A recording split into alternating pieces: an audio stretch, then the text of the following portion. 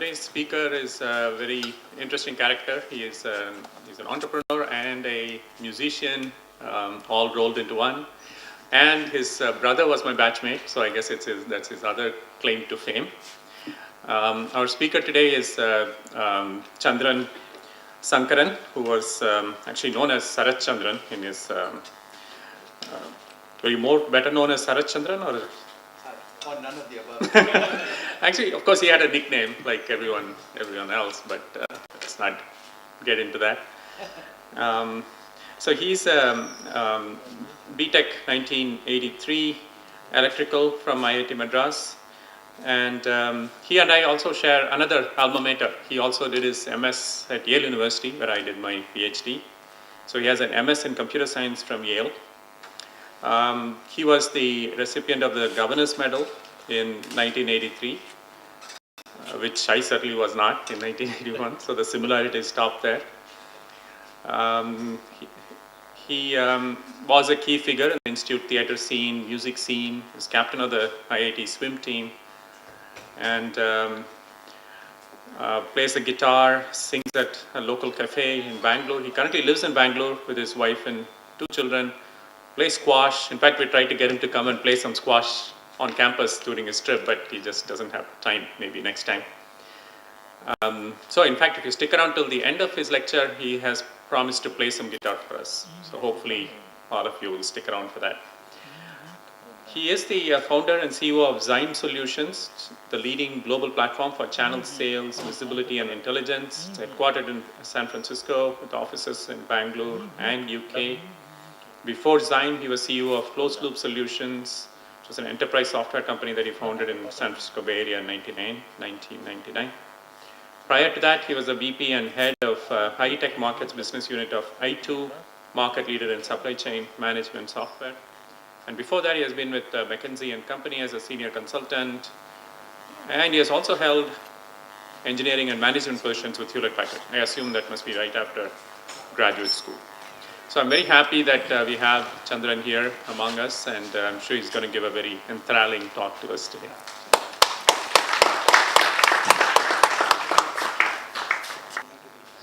Thanks, Professor Nagarajan, for that introduction, and thanks to all of you for coming here this afternoon.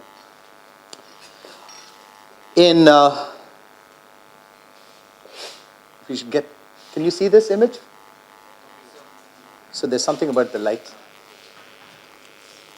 So in early 2011, a fellow named Alex Honnold climbed a cliff in Yosemite National Park called Half Dome. Yosemite National Park is a glacier valley in California where a glacier flowed through it tens of thousands of years ago and has sheared the mountains all along its path. And you have these towering granite cliffs. And Half Dome is perhaps the most famous of these cliffs. It's literally a full mountain that got sheared in half. And so climbing up the face of Half Dome has been an ambition and a mission for mountain climbers, rock climbers over the years. And what's special about Alex Honnold is that in 2011, he climbed up 2,500 feet on this smooth granite cliff face with no ropes. And until then, it had been done. It's an extremely difficult climb for rock climbers, and it's kind of in the pinnacle of achievement to be able to climb it with ropes. So if you've done a Half Dome climb up the north face of Half Dome, you are a world-class rock climber. If you've climbed in a team of 3 people, and to do what he did, which is called a free solo climb, is, it's never been done, was never done till then. And this picture is of him on the Half Dome face. The height of Half Dome is about 1.5 times the height of the Empire State Building. So it's about 2,500, 3,000 feet, and he's currently about 1,800 feet in the air. And what's remarkable about this guy is not just that he did this, but that when he's interviewed by the media, he's unable to answer the question as to why he does what he does, because to him, it is completely within his comfort zone. So he answers the question, and there's an interview of him. You should look online. There's a 60 minutes interview of him where the way he answers questions is the same way that you or I would answer the question as to why did you go for this long walk? And to him, every small crack on that face of the rock and every small bulge of the rock is as much a foothold or a handhold to him as you and I going up the rungs of a ladder. Right? So what's remarkable about Alex is that he did this climb of Half Dome without ever getting out of his comfort zone.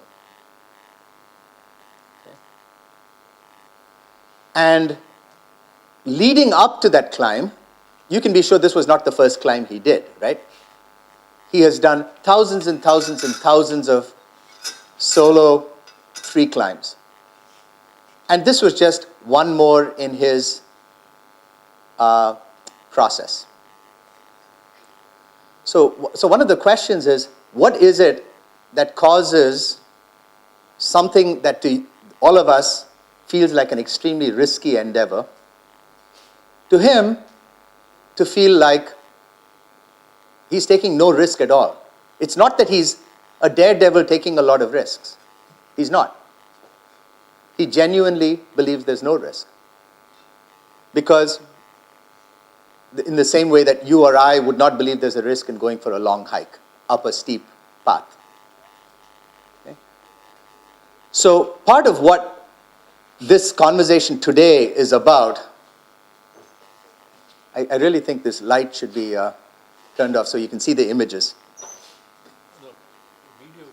It's okay, but I think more important that the images get seen, because there's some nice images here. I think the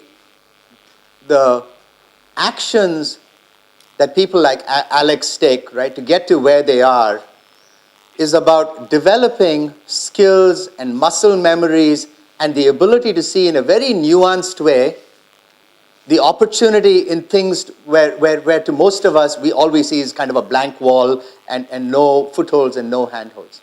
Okay? If you look at what professional athletes do, my son tells me that goalkeepers, before the ball is kicked on a penalty kick, commit to a direction. And the only way they can save a high percentage of goals is by committing in advance of the foot actually touching the ball.